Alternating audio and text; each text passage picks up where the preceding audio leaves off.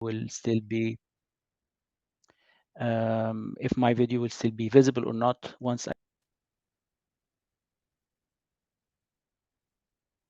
Yeah.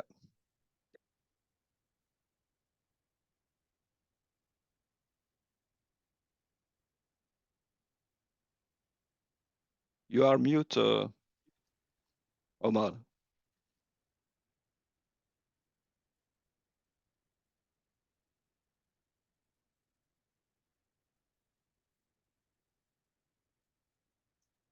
Can you hear me now? Is it better? Yes, yes, we can hear Okay. you. Yeah. Okay. Yeah. So because I was trying to share my screen with audio because I have a video, but maybe I can add that later. No problem.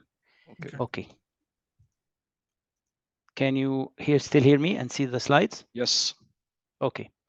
So as we just agreed, the topic today, inshallah, is OT cyber. It's a huge topic. We'll try as much to cover different areas of that topic.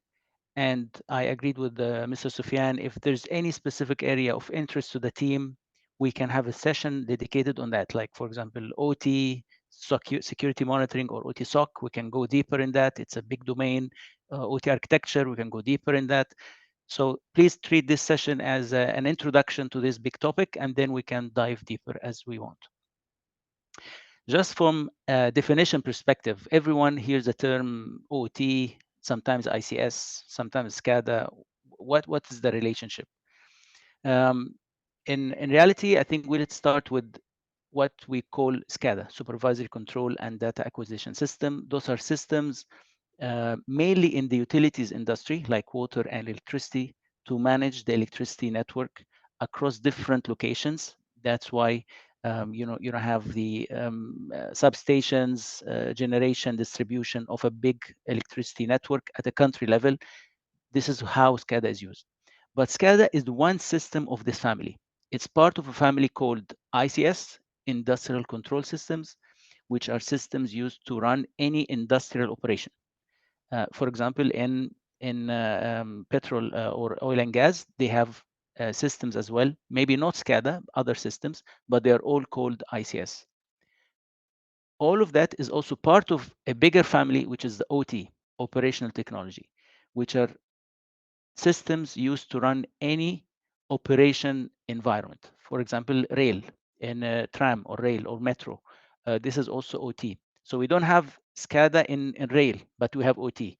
And all of this is part of a family, which is OT family. So I think for me, the bigger name is OT. It's also very fine and very okay to use ICS. They are both correctly used in many industries. And within, for example, that family, you have smaller components like PLC, which we'll explain in a second, or AMI, which is the smart metering aspect as well. We'll explain that in a second as well. Now, the new term that is coming that will include all of that might be IoT, Internet of Things. Because at the end, everything that is connected, everything that is digital, it fits the definition of Internet of Things. So it might be used in the future as well. What is unique about OT systems is that they are not limited to one company. You can have an entire sector that uses OT, such as the energy sector, and the impact of those systems are critical and huge. If we have, for example, a problem in the energy sector in a country and the OT is impacted and it's not operational, then we will have no energy. And if we are not having energy in a country, we will have problem with water. Because water maybe sometimes uses water desalination تحلية المياه in some countries, or the pumps that use energy to operate, so the water sector and water service will be impacted. If we have water problems, then we have transportation problems, because there will be no sewage treatment and no energy to provide maybe electrical tram or electrical rail, so transportation have a problem.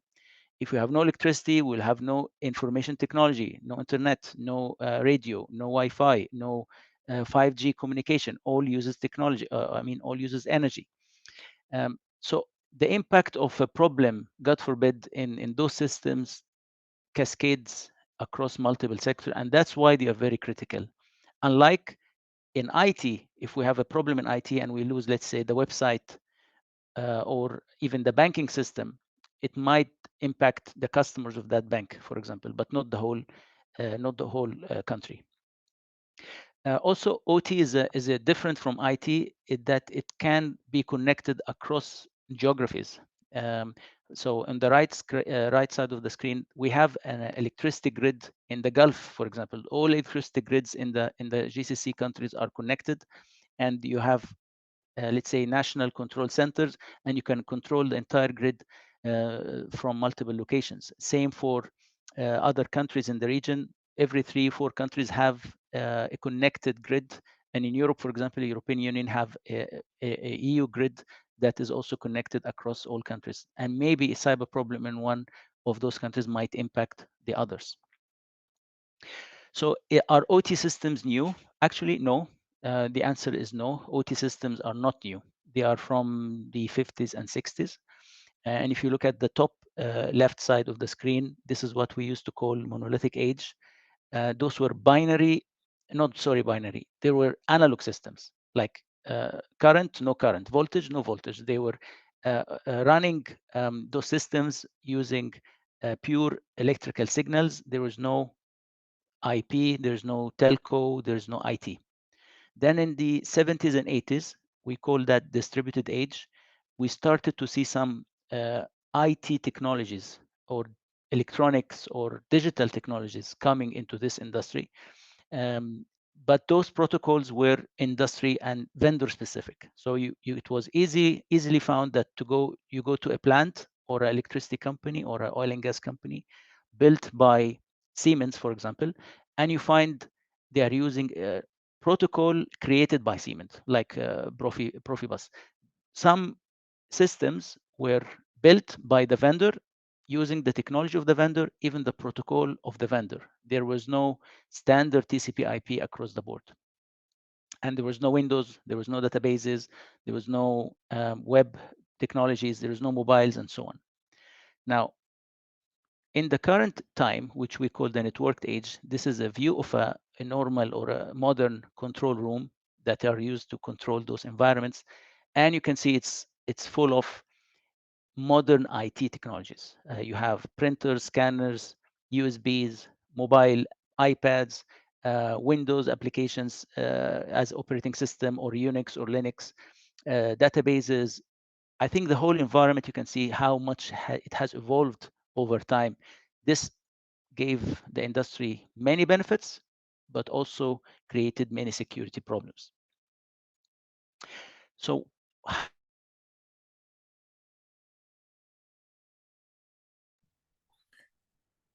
You're on mute, Omar.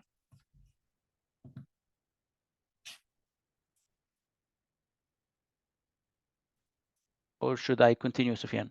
Is there? I cannot see if someone is asking a question. No, there is no question, but Okay. I think it's okay now because I think you were mute. Okay, you can go.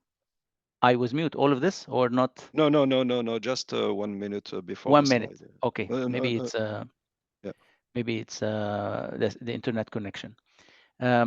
So as we can see in front of us, that's the typical screen that the operator can see in the control room. This screen is called HMI screen, human machine interface, and it's a graphical layer representing the plant or representing the industry you are working on. This one is an oil producing plant. This is a real screen of a Turkish plant to make synthetic oil. And the process in the field is reflected on the screen. And you can control the pressure, the temperature, the valve, the direction of the fluids. You can open valve, close valves. You can give commands and controls from that screen. And you can configure it to do some automated actions. But in many cases, the system will not know what to do, and it will ask the operator to interfere. It will send an alarm saying, I got something in the plant. I don't know what to do. You are the expert. Tell me, should I open this? Should I change this or parameter or this parameter? And then the human interjects and gives a new order or a new command. But what's behind the screen? How this actually works? So we can simplify this by looking at on the right side of the screen.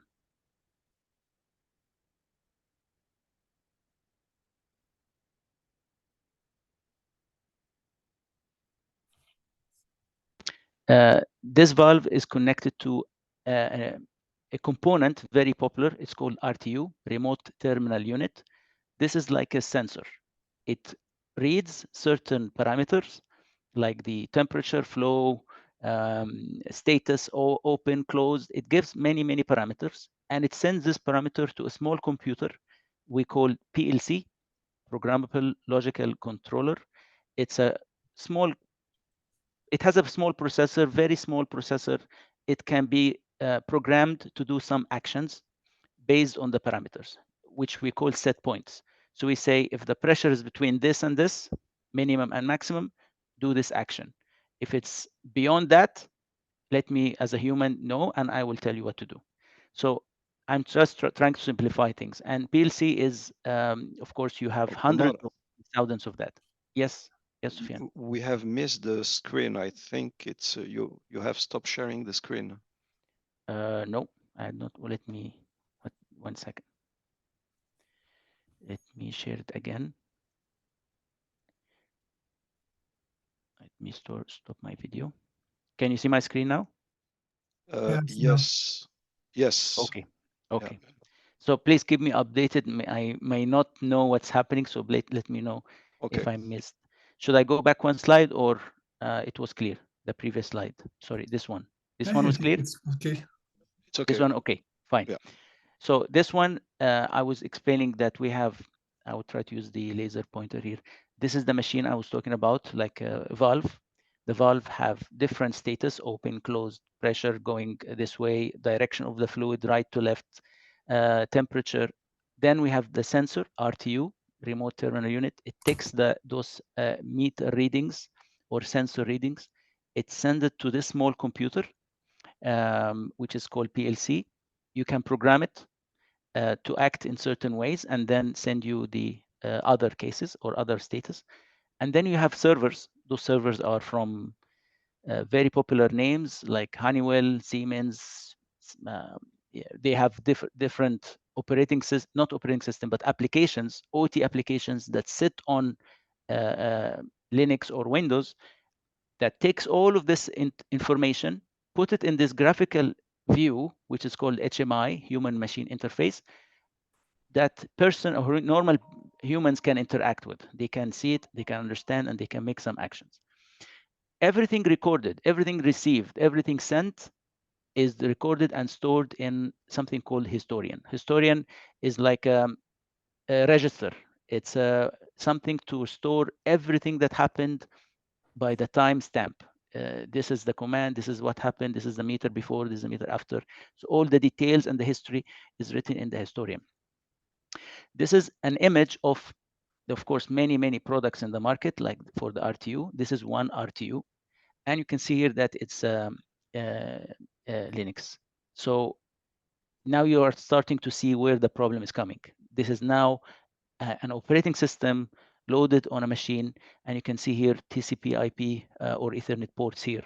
So this is now connected to the network, the TCP network of the plant, and we have thousands of those. If you download the manual of an RTU, which is the component I showed you in a second, that was in yellow, this is how you configure it. And you may realize this. It is asking to assign it an IP, subnet mask, gateway, DNS. You are creating a small network to run the plant. And if you read in the manual what is the default username and password, it's admin of those equipment. And we have thousands of those in the plant or in the grid. It's very hard to change the password of those things unless you as the asset owner or you as the security team tell the implementer what to do, or the company that will install this for you, tell them, I have a security requirement and this is what you need to follow. Because if you don't do that, they may or may not do the right thing. They may or may not change the default username and passwords. And to make things worse, in some assets, it is not possible to change the password. Some PLCs, until now in the market, the password is hard coded in the firmware. You cannot change it. Why? When you talk to the vendor says, I need the password to be known to me so I can go and remotely do support, remote support. If everyone in the world change his own password, I cannot know the password for all my equipment. And it's very hard for me to do support and maintenance. So I need to have the password fixed. It is easy for him, I understand, but it's very bad for security because the password is not a secret. Everyone knows it in the whole world, knows that those passwords and those systems. And it's very expensive equipment. It's connected, as you saw now on TCP/IP networks, and it's not secure. So I'm trying to dissect the problem. So we have now the components itself might not be secure. The second problem, the protocols. Those systems talk to each other through many protocols. Some of them are, let's say, known and famous, such as Modbus or Profinet or 104 and others. One of the popular protocols is called Modbus, and it uses TCP port 502. The problem with those protocols, because they are built in the 70s and 80s, they are not secure by design. They have design problems. For example, Modbus does not have authentication built in. If you are in the network and you say or give a command to the other terminals, whoever speaks first, the others will adapt, they will follow. They will not challenge you, and they will not ask you, who are you as an asset to tell me this command? No, if you are in the network, you are trusted by nature, by design. So it does not have authentication. Also, it does not have encryption. So the actual traffic is plain text. You can see everything that those assets talk when they talk to each other. You can see everything. There's no encryption. And again, that was by design because those PLCs and RTUs are very small in terms of computing power, very small processors. If we add encryption, then they will be unable to encrypt and decrypt on continuous basis, and the network will be very slow. And of course, every millisecond counts. So it was a technical decision and also a cost decision not to make this an encrypted network. But now we understand that it has security implications. So we have security problems in the design. We have security problem in the equipment. We have security problem in the protocol itself. And to make things worse, to develop malware for OT is not now very hard. You can go and buy malwares online. There are companies, or what they call themselves companies, but they are groups that you can approach them to buy malware, custom based. You can ask them, I want malware for Honeywell version XYZ or Siemens version XYZ, and I want to use it in this way. And they will give you the malware to use. And they will give you even after sale warranty and guarantee. If the malware doesn't work, they will give you your money back. So it's a business. And so you don't need to have a lot of skills to start making some damage. And this, unfortunately, is going worse and worse. And now you can see some companies even selling malware for medical equipment that use OT, like the scanner, the big scanning machines in hospitals for the advanced treatment. They can now be attacked through cyber to give the doctor wrong results in his test. So the patient is getting the wrong treatment. Of course, this is very serious and very bad, but it shows you that it's a big topic and big problem. I will have a video now. I don't know if the sound will be working or not, to show you the physical impact of a malware that was infecting a power generator. Let me try and run it. Sufyan, let me know if the sound is working or not. If not working, I will comment over it because it's only There's no speaking, only sound. So you will see that's an experiment done in the United States in 2007. It was not supposed to be leaked to public, but it was released under Freedom of Information Act. This is a generator. It is already infected now with a malware that is asking the generator to over speed and over the frequency of the rotation to go beyond limit.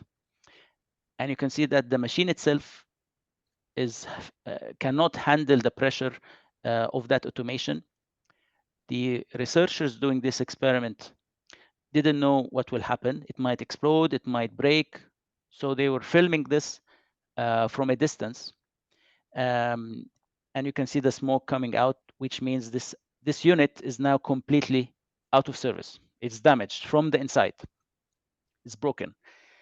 This is a typical maybe $1 million equipment. The malware itself was copied on a USB stick with $20. So you can see that a small effort in cost can cause a huge impact, physical, and maybe, God forbid, if someone was working there, it might be a serious injury as well.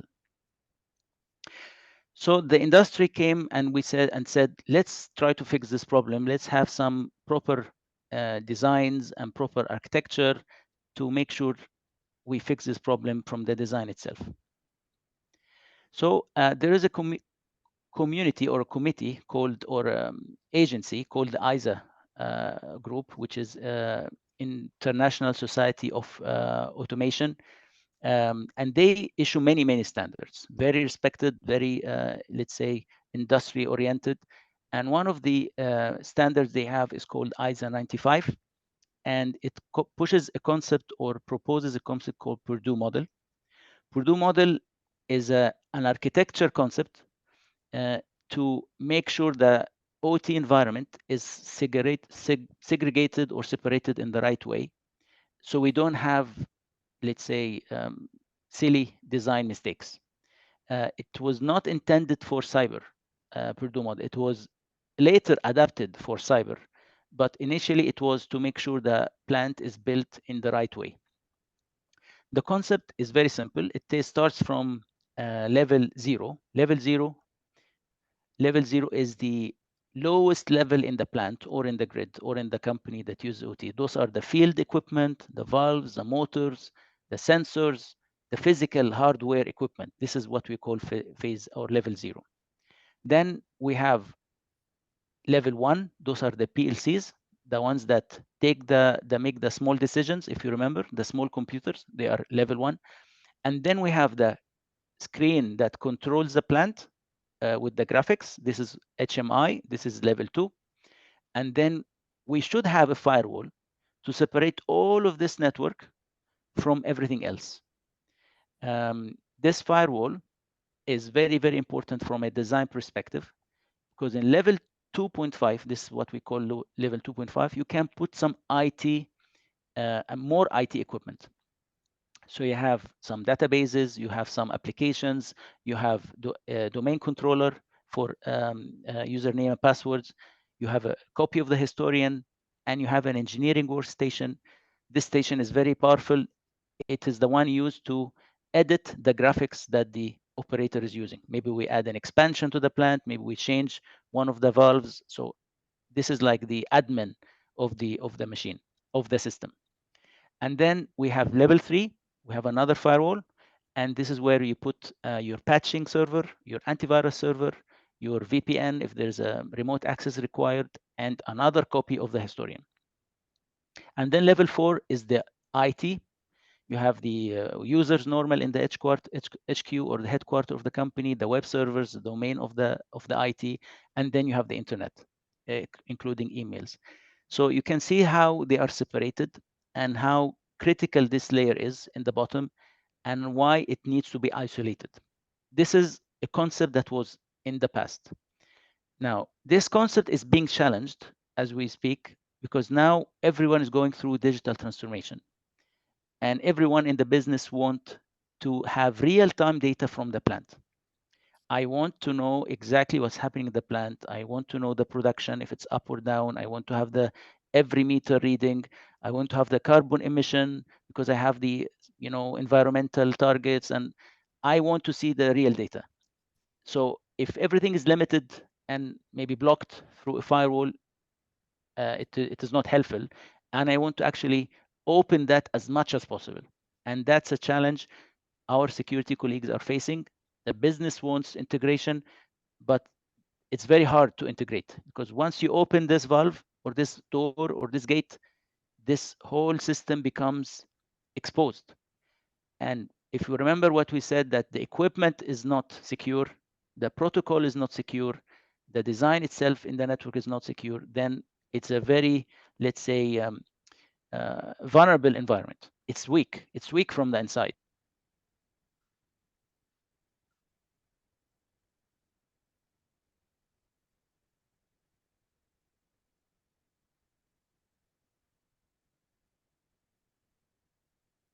ISA 99, same group, International Society of Automation. It was very popular, and it is very popular. It's the #1 standard globally, and it became and evolved and became IEC 62443. 62443 is a builds on the Purdue model, and it takes it another level, especially for security. It's the first standard for OT security that is internationally recognized, and it says, okay, you will have let's say level 4, level 5 in the top. You will have in the middle level 3 and level 2.5, whatever you call it. But in the lower levels, I even want to separate that into segments, and they call it zones. So every part of the network that is, it can be, let's say, limited by itself, and it can work and function by itself. I will put a circle around it, and I will call it zone. And I will have multiple zones, and it can be here zone 1, 2, 3, 4, 5. I can count as much as I want. And each zone will have a security level. Let's say this zone is very sensitive, so it have zone or security level 4 or 3 or 2. 4 is the highest, 1 is the lowest.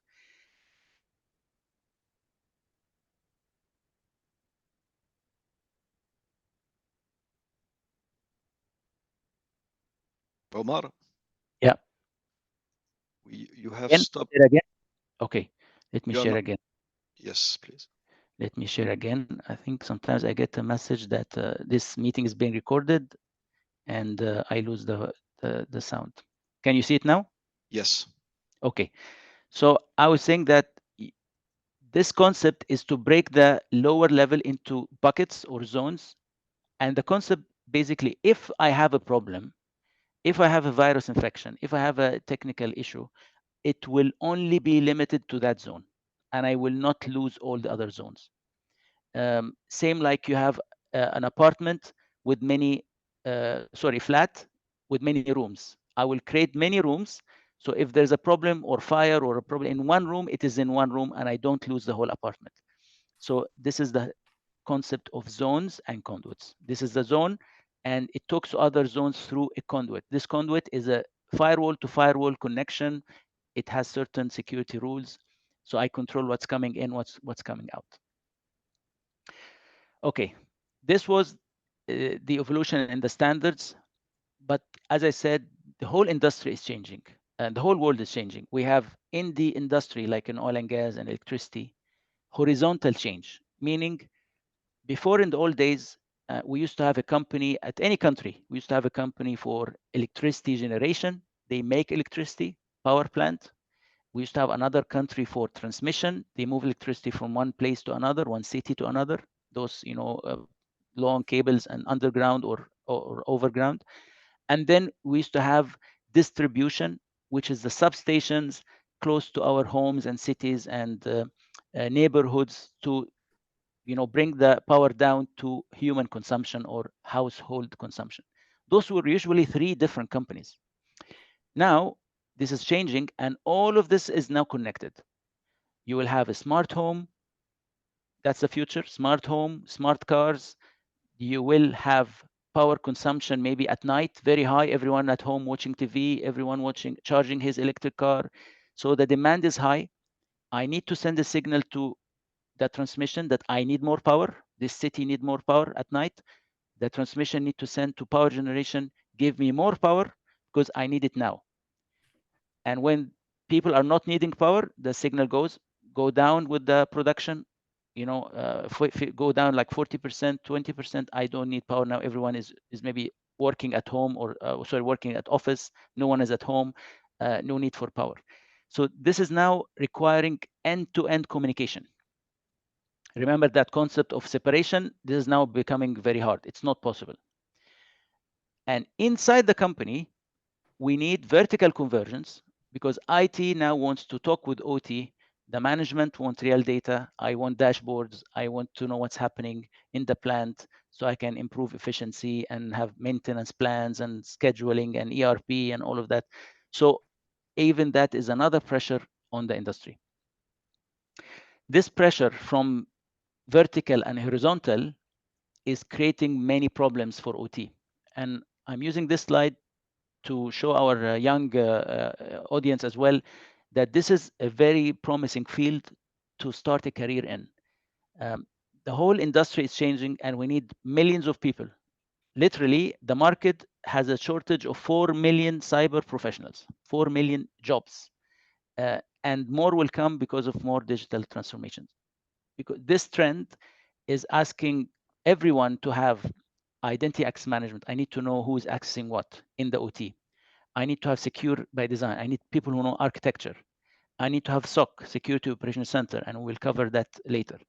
I need to understand my technology and have supply chain security so I can buy equipment that I trust and they don't have backdoors and they don't create problems for me. I need people who understand how to use AI in security. And I need to understand what assets I have, what is connected to my network. Before, I did not care about homes. For example, in the electricity, my job is to create an electricity, maybe. But now, no, I need to understand the smart meter at home, at millions of homes, because they are connected to me. If they have a problem, I will be impacted. So my endpoints have increased dramatically and became much, much larger. I will have another video and it will show why this is dangerous for our domain or OT. This is an experiment done in the States, in Colorado State, by a company called IOActive.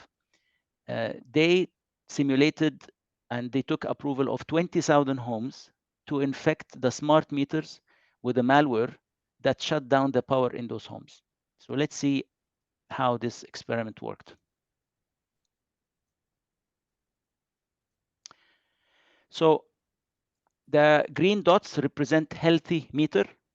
The red dots represent infected smart meters. Those are 20,000 homes. Each dot is mapped on the geolocation of to a real home. And that spread of malware is because all of them have the same meter model. Smart meter from that company, same model, standard, same configuration, same software. So one vulnerability is true and valid for all the meters. And because the protocol, in this case, it's called ZigBee, it's like Wi-Fi, the malware jumps from one home to another through Wi-Fi. And they are neighbors, they're close to each other, so it propagates from one home to another. If you look at the counter, we have 25 seconds from the first malware spread until everyone is infected in this city. Maybe let's wait until it's fully, everyone is infected, around 30 seconds. Can you imagine if you are the SOC operator that you have 30 seconds to react? It's very, very hard, almost impossible to detect, understand what's happening, take an action, and stop this propagation within 30 seconds. And the impact is huge because this might be hospital, this might be traffic light signal, this might be homes, at schools, airport, it can be anything. Of course, they might have UBS and backups, but I still have a very bad scenario. And that's why for OT, we might need to consider a lot of security automation or machine learning or artificial intelligence, because the problem is becoming so big that it's very, very hard to personally handle the problem. Okay, so now we understand that there are designs, there are standards for the design. They are, let's say, we know the problems in every level, but was there really a threat? Did this really happen? And we had impacts and we had attacks in OT, or it's all theory? On the screen now is a timeline of real OT attacks, the ones that has been reported, and many has not been reported, but those are the public ones. And of course, the most famous one is Stuxnet. This one happened in around 2010. And the most damaging one was actually two, maybe Shamoon. Shamoon 1, which was, I think here, 2013. Yeah, this one, 2013, 2012. And the Shamoon 2, which around 2017, 2018. Those are the very famous ones. But all of the big ones like Stuxnet, Shamoon, Duku, Flame, Black Energy happened in the countries that have high energy, the countries that to produce energy, like our countries in the Middle East or Algeria. There is a reason for that. The reason is those attacks are not after money. They don't want money. They don't want ransom. They don't want pay me Bitcoin so I can not share your photos or credit card. No, they want damage. They want to have a national impact, a political damage. And they are not caused by normal criminals. They are caused by nation states, other governments who maybe are having different interests. So it's very serious. And it's important for us in this region to understand that we are a target and we need to be ready and not take this in a light way. The problem for me, because I had to work, or I used to work in handling those incidents for 10 years. I had so many incidents with the help of my colleagues to look into those things and try to help and respond to those incidents. I can categorize the incidents in three levels. Some of those attacks, they want to damage the equipment, like the video you have seen.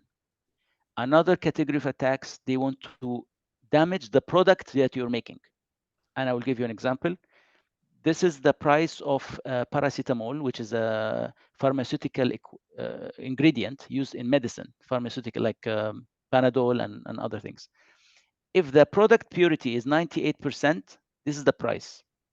If the product purity is 100%, this is the price. You can see how much 1% purity impacts the value of your product. So if someone wants to damage your company or your product, might choose this way to use OT to damage your quality of the product. So you lose over time, or you get so many returns and customers are not happy and problems. And you never think this is cyber, but it can be cyber. The most dangerous for me is the safety ones. You might find attacks that are playing with the flare detection and quality detection sensors at a plant. Everyone is monitoring the flares to make sure that nothing poisonous is getting out or within the limit. But if someone is bad enough to hack this and change the readers, the meter readers, and the numbers you're getting, you might be getting bad fumes and carbon dioxide and other bad things, and you don't know. And you damage the health of the people in the whole city or in the whole area that are surrounding you, and you don't know it is cyber. So OT attacks can have different flavors and can have different severe impact as well.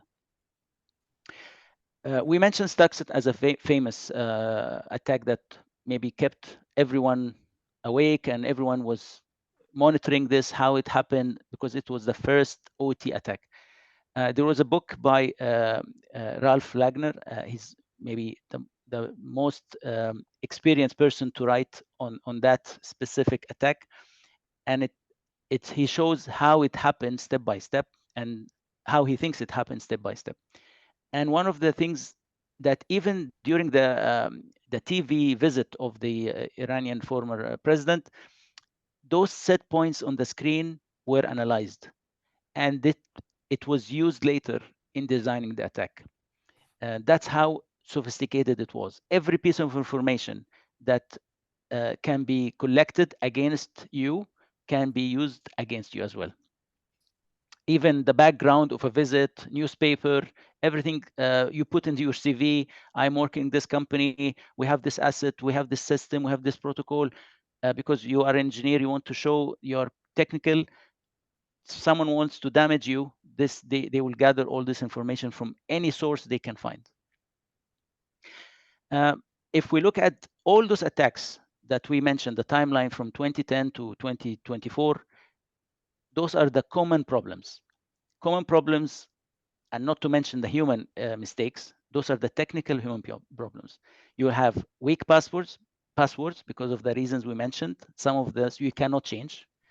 You will have bad designs.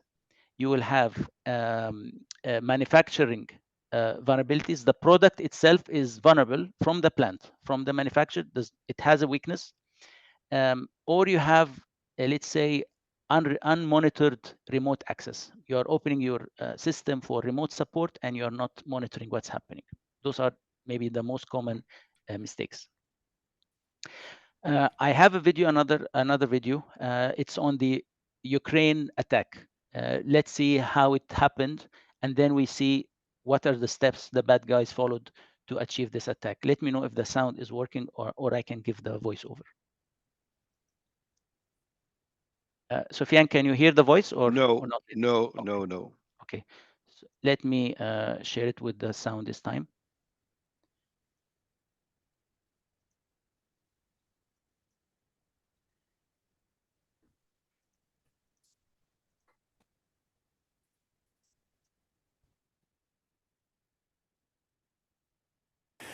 Russian hacking to influence the American election has dominated the news, but we've also noticed a hacking attack that could be a future menace to America. Last weekend, parts of the Ukrainian capital, Kiev, went dark.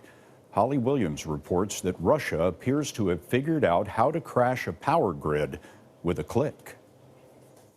Nearly 250,000 people lost power in this small Ukrainian city when it was targeted by a suspected Russian attack last December. Vasyl Pemchuk is the electric control centre manager and told us when hackers took over their computers, all his workers could do was film it with their cell phones. It was illogical and chaotic, he told us. It seemed like something in a Hollywood movie. The hackers sent emails with infected attachments to power company employees, stealing their login credentials and then taking control of the grid systems to cut the circuit breakers at nearly 60 substations. You can't just look at the Ukraine attack and go, oh, we're safe against that attack. Even if we just lose a portion, right? If we have New York City or Washington, D.C.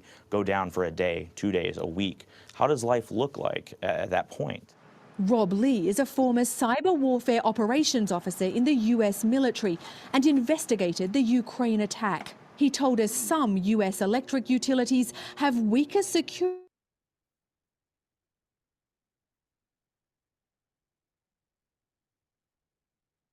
Omar? Omar?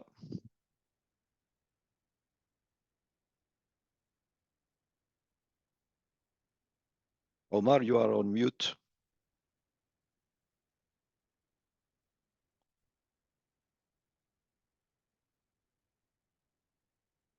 Omar? Can you hear me now? Yes. Okay. I am switching between the video mode and the no video mode. Yeah. And hear the sound, but I think it's working now. So you have seen this video. Was the sound working? Yes. Okay. So I think you saw the important part, and how this attack happened. It was 4 steps. Number one, they targeted specific employees in the Ukrainian. This was before the Russian advancement on Ukraine.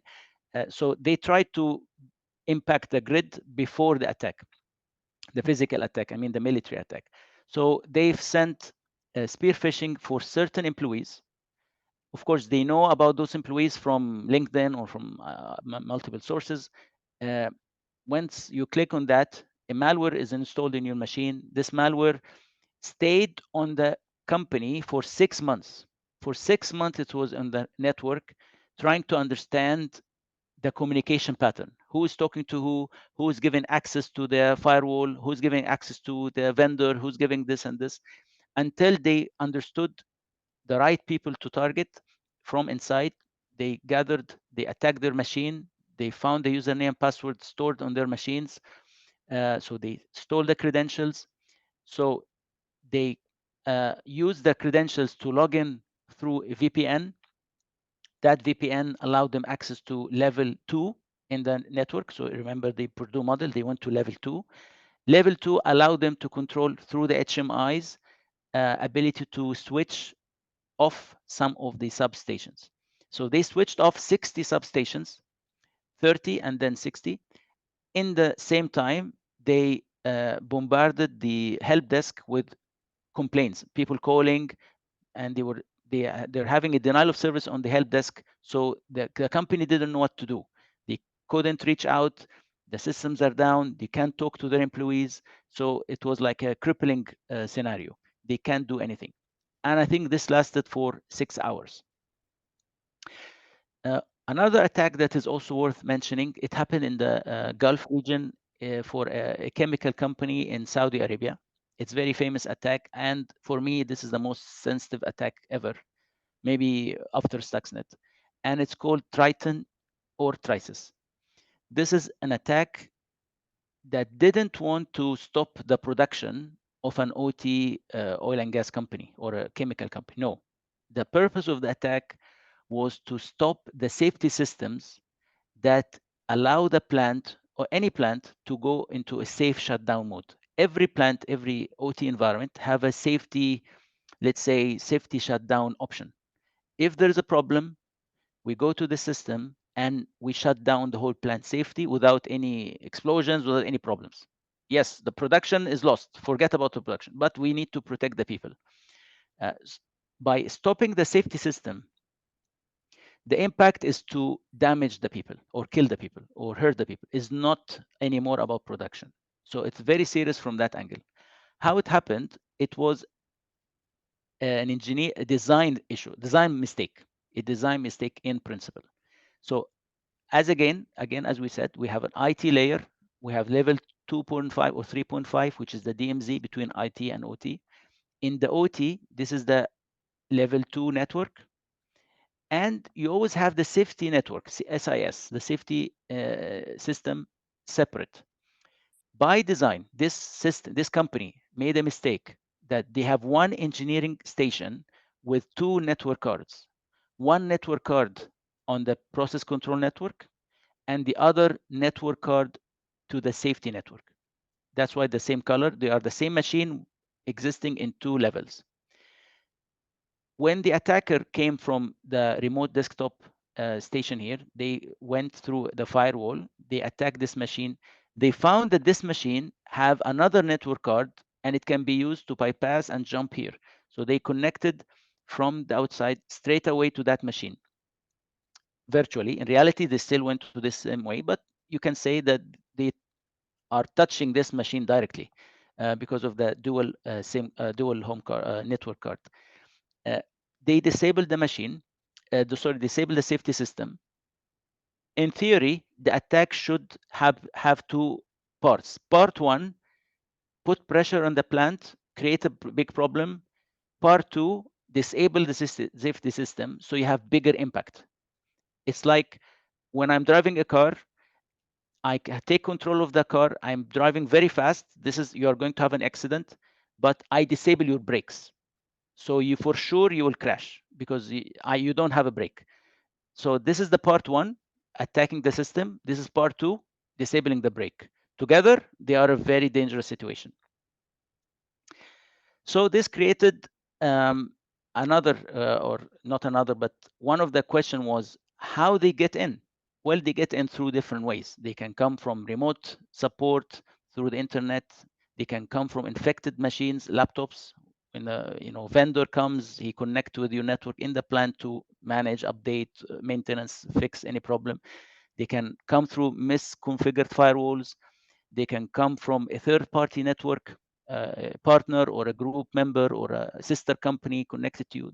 Many things can happen. But this and other attacks led to what we call the attack kill chain, which are the steps the bad guys follow to do their attack. This is the roadmap, the steps they follow. And for OT, there's a specific change, which I will explain in a second. But all attacks, IT and OT, follow the same step except 1 or 2 steps. So all attacks have a planning phase. The bad guy plan his target. I want to attack this company. They do reconnaissance, they discover, they gather information in many ways. Then they have the first intrusion. They get in, they deliver their tool or their Swiss knife or the malware they want to use, whatever, and they discover assets around them, and they put some, let's say, some bases, and they control those bases. Then they manage the access to that environment. This is now their environment. They sustain the access, prevent others from entering. Only themselves can enter. They develop the attack. Now they are inside for many months now. They understand what's happening, so they develop the attack. In OT now, they test the attack. And I will explain why they test it. In IT, no one tests the attack. They just do it. In OT, they test it. And then they launch it. Then they do the attack. In the Trisis scenario, they had a supporting attack, which is the break scenario, the acronym or the example, to amplify the damage. When in normal attacks, you don't need this amplification. But in this specific scenario, they created this amplify to make the damage even worse. So specifically, there's a good source I recommend people to go for it. It's called the MITRE ATT&CK framework for industrial control systems. It's a huge community doing fantastic work. This is the URL at the bottom. They are mapping those steps we mentioned, initial access, execution, persistent, all of this. And they are going to the detailed steps. What are the techniques used by the bad guys to get access? So if step 1 is get access, how can they do it? They are doing it. They are listing 12 different techniques.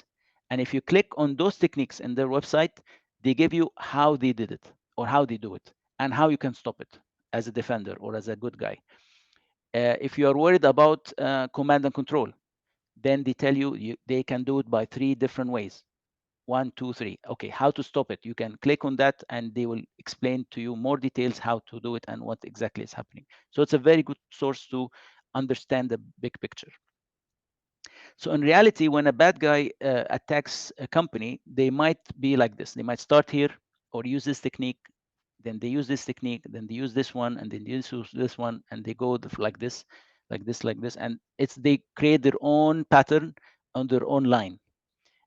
And over time, if your SOC is very, very good, you will understand from this pattern who is this hacker or who is this hacking group. Because every hacking group has certain style, have their certain techniques. They like to follow a certain way. And over time, if your SOC is very, very powerful, I know some SOCs that they see the attacks happening and they leave it. They don't stop it. They want to see what they're doing because they are very confident and they know what they are after. So they let him go. They see him coming and they see him moving like this, and then they stop him at level, let's say, step 8 or 7. They stop him, but they want to know what he's after, what he's trying to do. Of course, but this comes with maturity. As an example, when I said you can click on any technique to understand more, they also give a unique ID to every technique. And when you build your SOC, you can make your use cases based on those techniques. So you can say, I want my SOC to detect any firmware changes for the PLC. And how to do it is 1, 2, 3, 4. Those are the steps. So it's very useful in that. This is another view of how the attack kill chain works in real life. So they start with step 1, they move to step 2, and so on, and they test it here, and then they execute the attack. Why time and why they test it? When I said they test the attack in OT and they don't test any attacks in IT, why it is require testing? This is an experiment done by Honeywell, and this is the reactor. The reactor is like a pressure room. It's not a nuclear reactor. Reactor in engineering, it can be a pressure room where you put some ingredients and there's pressure to create another product. So in this reactor, they try to do denial of service on the reactor pressure sensor. So they wanted the pressure sensor in the reactor to dysfunction, to have denial of service, so it doesn't read properly. And they tried it in different times of the day. So same 8 hours of pressure in the morning, in the evening, in the cold weather, in the, let's say, hot weather. And the difference is massive. Because the pressure in the reactor, it depends on different factors, not just the ingredients. It depends even on the pressure outside in the normal day. For example, I used to work in a liquefied natural gas company, LNG. LNG reduces the pressure, the temperature of the gas from gas state to become a liquid. It puts under 120 degrees. Minus 120, the gas becomes liquid, so they can export it. So the react, for example, if we say the chiller, that the cooling device that puts the heat or the temperature down, if the pressure, the temperature outside is, let's say, 30 degrees, and I need to be minus 120, so the chiller must work 120 plus 30. 30, then I come to 0, and then I go down below 0, 120. That requires certain amount of energy to make that. This will not be the same amount if I'm in the night. Maybe in the night, the temperature is 10 degrees. And then the pressure required is different, or the energy required is different. That's why timing is important in those environments. So the attackers know that, and they study and they stay in the OT environment for months and months and months to know when is the right time to do this damage and to get the impact I want. So I might run the attack in the morning. It will not give me the impact I want. But if the impact I want is to cause an explosion, for example, then I have a certain time of the day. This is the right time to do the maximum damage. With that, we'll go to a quick quiz, just an exercise with all of us to put this knowledge in action. So can you hear me, Sufyan? Yes. Just checking. Okay. Imagine a team that we have full access to a real plant. I will show you a design of real design. It's old design, so there's no IP issues, trademark or anything. But imagine you have full access as a hacker to this plant, and let's think together, what can we do to damage this plant for a quick disaster? The key point here is quick disaster. So this is a chemical design for a chemical to make a chemical product, very, very famous. And it works like this. You have ingredients coming in, ingredient A, B, and C, or A, D, and E. You have, this is the icon of a valve. You can open the valve to get the ingredient in, 1, 2, and 3. Then you have some sensors, the analyzers. All of the ingredients go into reactor, which is a pressure room. This pressure room, when you put the ingredient in and you put the pressure, it goes, the product goes up, it goes to a condenser, and then from the condenser, it goes to a separator to, purify the product, make it, the substance that I don't want on the side and the substance I want, I take it. So this separator splits it into two, buckets. The things I do not want, they go to the purge. I throw it away. I don't need it. The things I want are pushed. This is the pump. I push it here for another level of purification, and then another pump, and then it goes as a product. So I will repeat again. You have 3 ingredients. You go to the reactor. The reactor pushes this to condenser. The condensers go to separator. You separate the bad stuff. It goes out, and I measure it here.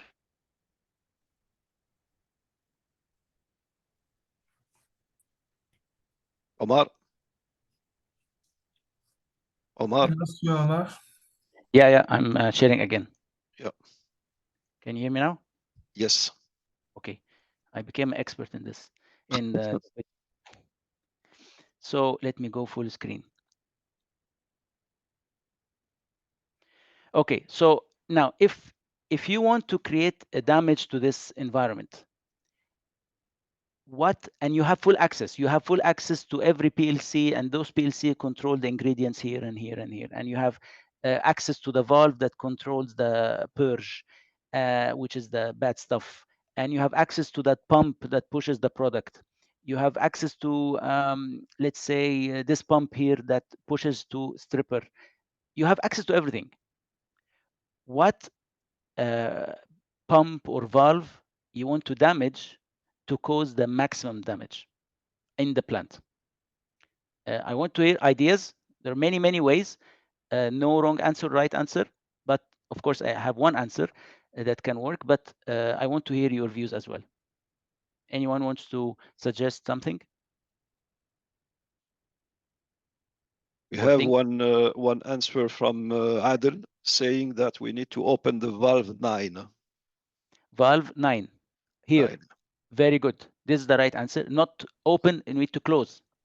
So the reactor works with pressure. And if I stopped that valve and I closed it and I prevented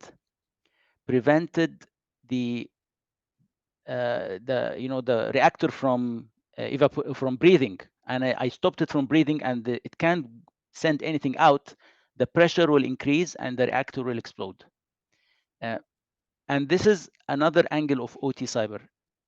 We have to learn the IT and the technology angle, absolutely. But to become a very good OT engineer or OT cyber engineer in your plant or in your company, you need to understand the industrial process. What are you protecting? How it's working? So you can, if you have money and it's limited budget, you spend it on the right place. Yep. If you have an incident coming and you see from the incident that it is targeting this one, you know it's sensitive and it's very serious. And if this IP is maybe, let's say this one here, maybe it's not critical, maybe it's not important. Maybe if I have two incidents at the same time, one to valve 4 and one valve 9, no, valve 9 is different. Valve 9 is very critical because it can create a safety disaster. IT will never know that. If you are the security of the plant, you need to spend time to understand this. This is what makes you useful and important, and this is how we can protect our colleagues, our families, and everyone working or have any relation with this asset. Okay, so we understood now there's so many challenges, so many attacks. So let's touch base slightly on the topic of SOC. We need to protect the environment. We are all clear on that. How to do it? There are so many ways to do it, but one of the popular ways now is, of course, OT monitoring, OT SOC. And in OT SOC, you can have technologies now. You can put it those yellow lens. You can put it at the switches in that level to tell you what is happening in the network. Those switches have, let's say, some products in the market. They're like Nozumi, Dragos, Industrial Defender, Fortinet, Cisco Cybervision. There's so many products. Each one has specialization and pros and cons, but they are all good products. And this product is, or those products are passive. They don't scan, they don't do anything unless you tell them to. But the normal operation is that they are listening on the switch. What's the traffic? If they see something suspicious or out of the ordinary, they tell you, they send a message to your server here. They tell you there's something wrong. Please have an investigation and start your analysis.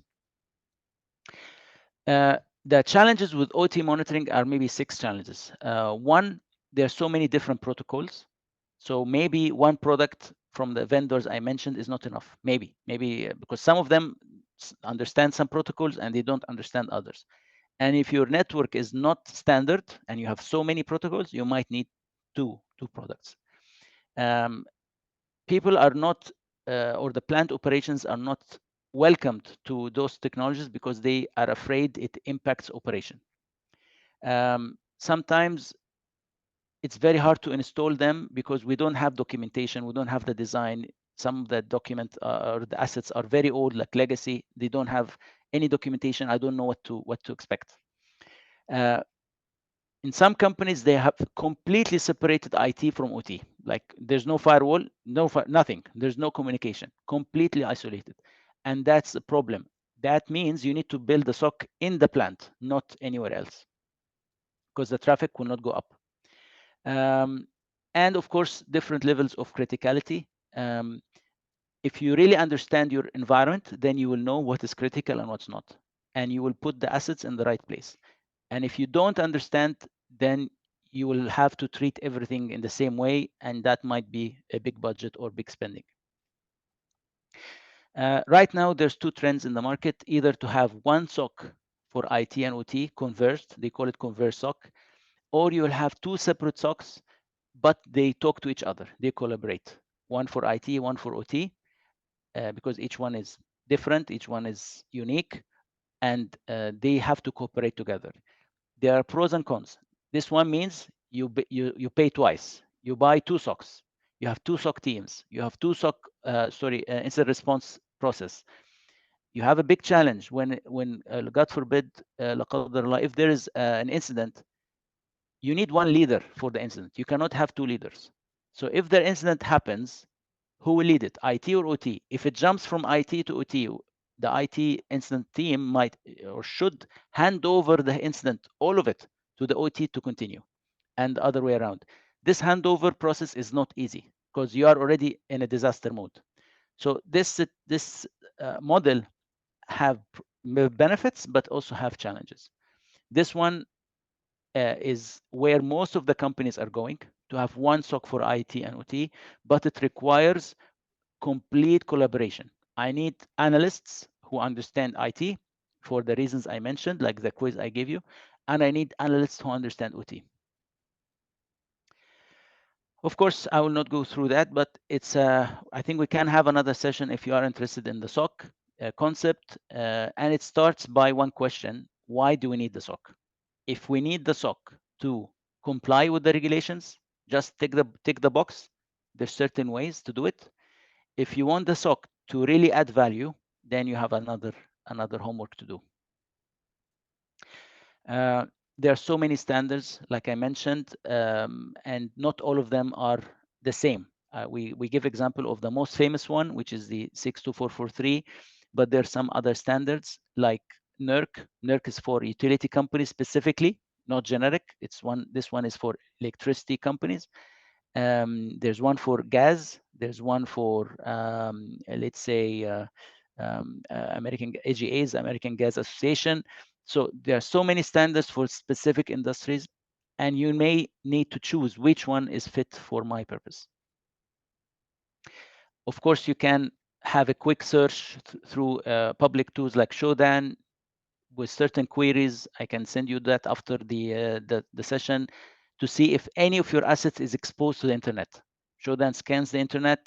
If they see an asset that talks about or uses protocol, let's say 502 Modbus, and it's published online, they tell you, take care, one of your assets is connecting online, which is not good, of course.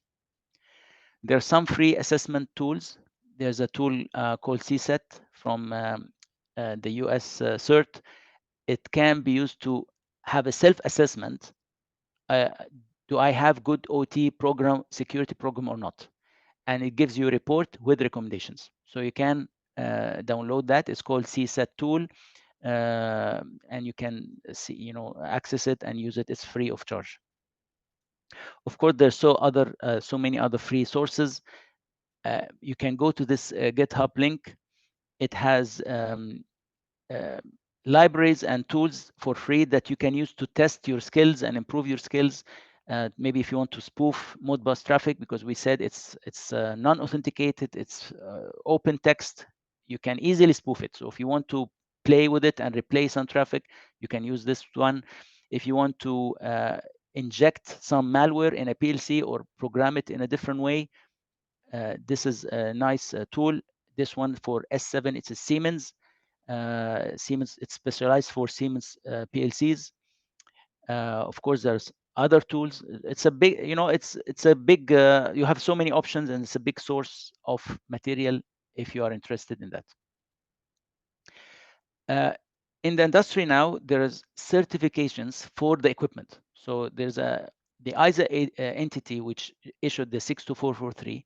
They have a program called ISA-Secure, and ISA-Secure certifies equipment, not companies, but products like the controller, the SCADA system, the PLCs, the RTUs, the switches, the router, the firewalls. It certifies them against that standard for industrial use. And this is the website. You will have a list of certified products. It's a big list. This is just a screenshot. And this might be helpful for your future plant upgrades. If you are working in oil and gas companies or electricity, or you have OT in your environment, when you release a tender for buying new equipment or upgrades, try to request from the RFP that the equipment is certified. It will help you a lot to buy things that are more trusted and more, let's say, security ready. This is my last slide, I think, yes. And it's about the skills and trainings. There are so many trainings on that domain. I think there are two main courses. One is SANS GICSP. It's very popular, and it has, I think, maybe like two levels. One is the 400 series test, and the 500. 500 is more advanced, more like offensive and more technical. The 410 is course is the basic fundamentals. It's not cheap. They are not. They are expensive. There are other courses as well, like the ISA itself. They have their own training. You can be ISA fundamental, ISA architect, ISA implementer, and if you get 4 level of courses, you can be ISA expert. I think, of course, you can go to this link, by the way. It has a lot of training materials and guiding tools that can help you build your knowledge in that domain. I will stop here. Maybe Okay. back to you, Sufyan. Sorry, I took a lot more than the time. Yeah, Sorry for that. No problem. Thank you, Omar, for this excellent talk, Thank you. which have certainly brought valuable insight and expertise for the audience. So we will jump to the Q&A session. And I think we will start with one. I love this. It's a question or maybe a comment from Mohammed saying that I would ask the vendor why not remove authentication since credential are public. I would love to hear their answer. Any comments on that, Omar? So why the vendor? What is the vendor answer if we say your credential is public? Yes, exactly. You mentioned that we have, credential. You have the ID Yes, and the password. Correct. By default. Very good question. So I was in the national cert of a country, and we talked to a very, very famous vendor, German vendor. We told them this question: why? Let me know if my video is working. I asked them why your product have this firmware built in. You cannot change the password. They said for two things. Number one, it will increase the cost to have a very powerful PLC that support firmware upgrade and password changes and all of that, and this will increase the cost by millions of dollars, and they will lose in the market if their product becomes expensive. That's one. Second, they say our clients need remote support. I cannot remember the password for every client because I have millions of those equipment. By standardizing the password, it's easy for me to log in and change the password and make my support remotely without the need to get the passwords. Of course, their thinking is operation. They are not thinking security. They are thinking how to sell the product, how to support it, and how to keep the product running. This is fine, but they are not thinking of the security risk. And but I think this is changing. The industry will change, but those new